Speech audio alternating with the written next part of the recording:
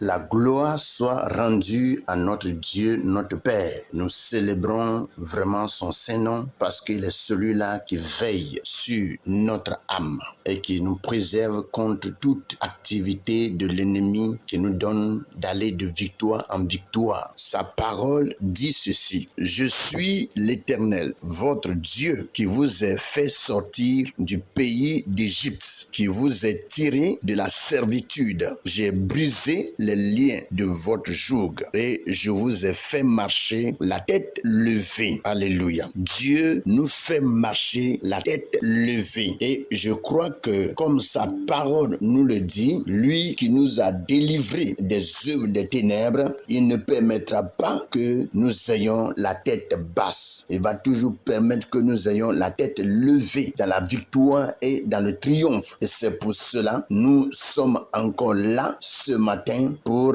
entendre sa parole qui vraiment nous fortifie et qui nous régénère. Que son nom soit béni. Mais bien avant que nous entendions la parole, nous allons rapidement écouter la louange qui vraiment va préparer notre cœur pour que la réception de la parole soit possible et que nous puissions recevoir cette parole avec joie. Soyez bénis. Jésus est mon ami de tous les jours. Jésus est mon ami de tous les jours. Jésus est mon ami de chaque instant. Jésus est mon ami de tous les jours. Oh, Jésus est mon ami de tous les temps. Jésus est mon ami de tous les jours. Jésus est mon ami de tous les jours. Il est mon ami de tous les jours. Jésus est mon yaya de tous les jours. Il est mon ami de tous les Jésus temps. est mon ami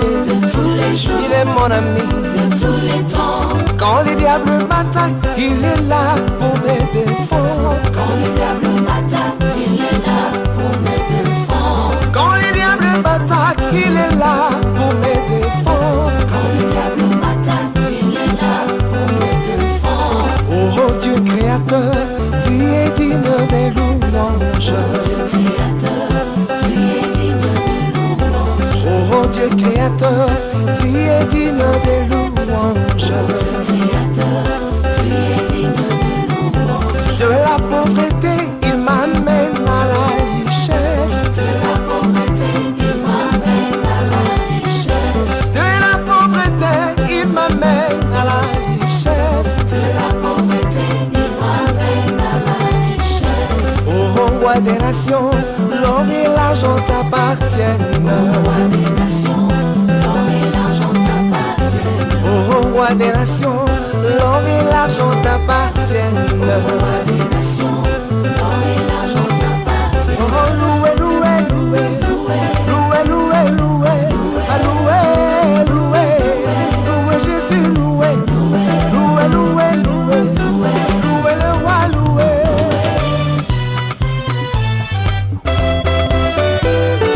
Louez l'Éternel, car il est bon, car sa miséricorde dure à toujours. Qu'ainsi disent les rachetés de l'Éternel, ceux qu'il a délivrés de la main de l'ennemi et qu'il a rassemblés de tous les pays de l'Orient et de l'Occident, du Nord et de la mer. Que le nom de l'Éternel soit béni. Nous avons en réalité le devoir et la responsabilité de louer son Saint-Nom parce que il est celui-là qui vraiment manifeste envers nous sa bonté. Il est celui-là qui manifeste envers nous sa miséricorde. Et sa miséricorde n'est pas vraiment pour peu de temps. Et comme nous sommes en train de le lire, il est dit que sa miséricorde dure à toujours. Une miséricorde sans limite. Parce que c'est lui en réalité qui nous délivre.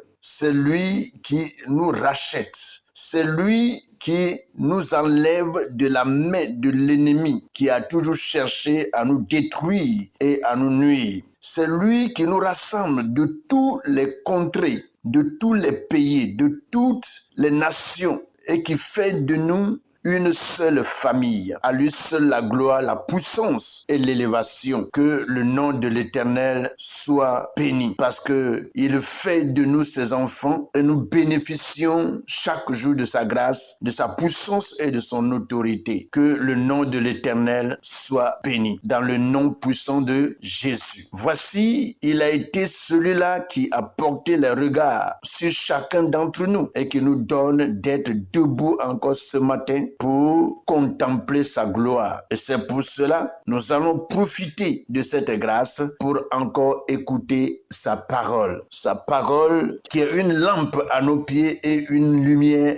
sur nos sentiers. Que sa parole soit bénie. Sans trop tarder, je vais demander à chacun d'entre nous de prendre sa Bible dans le livre de Ecclésiaste chapitre 2. Et nous allons lire ce matin du verset 19 au verset 21. Et je lis dans la version Louis II. Il est écrit: « Et qui sait s'il sera sage ou insensé? Cependant, il sera maître de tout mon travail, de tout le fruit de ma sagesse sous le soleil. » C'est encore là une vanité. Et j'en suis venu à livrer mon cœur au désespoir à cause de tout le travail que j'ai fait sous le soleil. Car tel a travaillé avec sagesse et science et avec succès, et il laisse le produit de son travail à un homme qui ne s'en est point occupé. C'est encore là une vanité et un grand mal. Voici ce que Louis II nous dit. Nous allons passer rapidement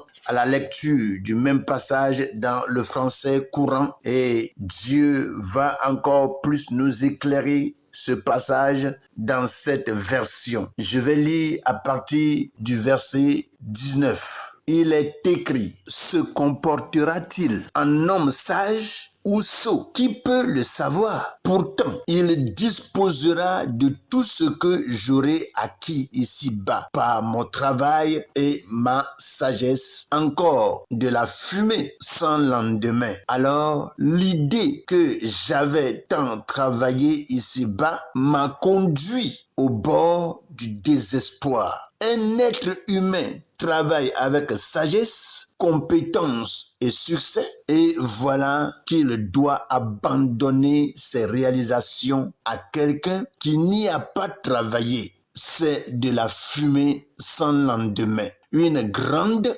injustice. Voici ce que le français courant nous dit. Nous allons vraiment profiter de ces deux versions et entamer notre méditation de ce jour. Nous retournons à la version Louis II et nous lisons Ecclésiaste chapitre 2, le verset 19. « Et qui sait s'il sera sage ou insensé? Cependant, il sera maître de tout mon travail, de tout le fruit de ma sagesse sous le soleil. » Ce que nous sommes en train de lire, c'est la continuité du verset 18 du passage qu'on a lu hier, que je vais rapidement lire encore ce matin. J'ai haï tout le travail que j'ai fait sous le soleil et dont je dois laisser la jouissance à l'homme qui me succédera. Voici le passage qu'on a lu hier qui a sa continuité dans le verset 19. Il faut dire que Salomon a commencé vraiment à regretter tout ce qu'il a fait et qui finira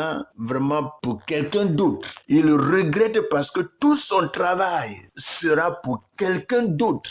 Et il le signifie bien. Et lorsque ce dernier qui va venir le remplacer, il se pose la question: est-ce que si ce dernier vient, va-t-il travailler avec sagesse ou avec un esprit insensé? Donc, Salomon était en train de voir tout le bien qu'il avait et qui sera pour quelqu'un d'autre. C'est-à-dire, il n'en profitera de rien. Il n'en profitera de rien. Tout ce qu'il a comme bien, tout ce qu'il a fait sous le soleil. Quand lui, il va partir, quelqu'un d'autre viendra jouir de ça. Ça fait mal, n'est-ce pas, mes frères? Ça fait mal au cœur que tu souffres pour faire un travail et tu le fais bien avec beaucoup d'application pour que ce que tu es en train de faire soit présentable et bon. Et quand tu finis de faire toutes ces choses, tu laisses, c'est-à-dire tu quittes la terre et tu laisses toutes ces choses-là à quelqu'un d'autre qui va vraiment en utiliser. Ça fait mal. Et c'est ce qui se passe aujourd'hui. Nous courons vraiment pour faire de grandes choses ici-bas, sans même considérer que un jour, nous allons disparaître. Salomon, effectivement, a vécu comme quelqu'un qui n'allait jamais disparaître. Et c'est ce qui se passe. Et finalement, on voit qu'il a mal au cœur. Il a un grand regret. Mes frères, ce n'est pas facile que de faire vraiment de grandes choses et en fin de compte que ce que tu as fait soit pour quelqu'un d'autre. Alors, il voit que voici encore une vanité qui se présente, une inutilité. Vous voyez, il voit encore un gros zéro qui se présente devant lui. Ça fait mal au cœur. Le verset 19 de Français courant nous dit « Se comportera-t-il en homme sage ou sot? Qui peut le savoir ?» Effectivement, on ne peut pas savoir. Parce que quand tu vas quitter la terre et que tous tes biens seront vraiment pour quelqu'un, tu ne sais pas comment il va utiliser. Tu ne sais pas. Parce que toi, tu es déjà parti. Tu ne peux même plus revenir pour vérifier si ce dernier est en train d'utiliser tes biens-là d'une manière propre. Tu ne peux pas venir vérifier. Tu es parti, tu es parti. Et c'est pour cela, tout ce que nous devons faire, faisons-le d'abord avec Dieu et pour la gloire de Dieu. Si nous faisons quelque chose qui n'est pas pour la gloire de Dieu, ça sera vraiment une vanité, une poursuite de vent, comme Salomon est en train de nous le dire. Il dit, « Et j'en suis venu à livrer mon cœur au désespoir à cause de tout le travail que j'ai fait sous le soleil. » Parce que quand il a vu ces choses, il a vu tous ces biens-là qui sera pour quelqu'un d'autre demain, il a commencé vraiment à être découragé, à être désespéré. Alors, le désespoir est venu s'asseoir dans son cœur. Et il y en a plusieurs comme ça, plusieurs. Quand ils font certaines choses et ils se rendent compte que ce qu'ils sont en train de faire sera pour quelqu'un demain, ce dernier sera découragé et va accepter le désespoir dans son cœur. Il y a des parents comme ça. Il y a des parents, des fois, ils payent des terrains, ils payent vraiment des champs, mais quand ils voient que leur mort s'approche, au lieu de garder ces choses pour leurs enfants, des fois, ils vendent tout et ils ne gardent rien pour leurs enfants. Et ça se passe en Afrique. Et cela se passe dans la vie de beaucoup de nos parents qui achètent beaucoup de champs à vil prix et à la fin de leur vie, qui vendent tout ce qu'ils ont et après, ils meurent. Et les enfants souffrent maintenant pour les enterrer et après, souffrent pour bénéficier de quelque chose d'eux. Ça, c'est la méchanceté. C'est la méchanceté, mes frères. Et il ne faut pas que de tels parents fassent vraiment de telles choses. Mes frères, comme nous sommes en train de le lire, ce n'est pas en réalité une mince affaire de faire quelque chose et que ce que tu viens de faire soit pour quelqu'un d'autre. C'est un véritable mal au cœur. Un véritable mal au cœur. Mes frères, que le Seigneur nous aide et que le Seigneur nous soutienne pour que tout ce que nous faisons soit pour la gloire du Seigneur. Que cela soit pour la gloire du Seigneur et que Dieu en profite. Si c'est Dieu qui en profite, nous allons avoir les bénéfices. Nous allons avoir les bénédictions. Mais si Dieu n'en profite pas, nous n'en aurons rien. Et c'est ce qui se passe chez Salomon ici, se passe dans sa vie. Et il continue pour dire, car tel homme a travaillé avec sagesse et science, c'est-à-dire avec connaissance et avec succès, c'est-à-dire il a eu du progrès en tout. Et tout ce qu'il a fait, il a fait d'une manière parfaite. Et pour finir, il va laisser cela. Et il dit, et il laisse le produit de son travail à un homme qui ne s'en est point occupé, quelqu'un qui n'a rien fait dedans, quelqu'un qui n'a rien vu dans tout ce que tu as fait. Et c'est lui qui vraiment va en profiter. Mes frères, c'est terrible. C'est vraiment terrible cette vie dans laquelle nous sommes. Et en réalité, lorsqu'on écoute de telles paroles, on se dit des fois, à quoi est-il bon de vivre encore sur cette terre? Non, Dieu sait pourquoi il t'a envoyé sur la terre. Et comme je l'avais dit un peu plus haut, Dieu a un projet sur la vie de chacun selon Jérémie 29, le verset 11. Alléluia. Donc, Dieu a un projet sur la vie de chacun. Projet de paix et non de malheur, afin que nous ayons de l'avenir et de l'espérance. Salomon avait vraiment eu grand mal au cœur et il exprime cela en ces paroles que nous sommes en train de lire. Vous voyez, et à la fin